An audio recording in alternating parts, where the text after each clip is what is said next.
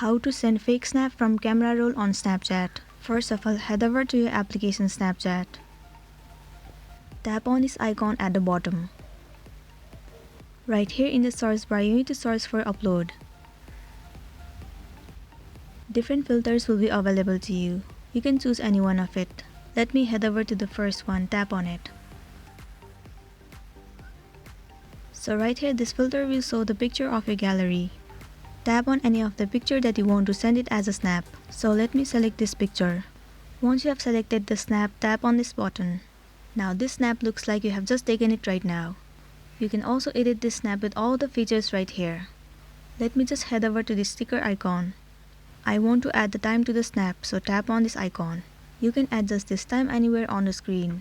Once you are done editing the snap, tap on next at the bottom right corner.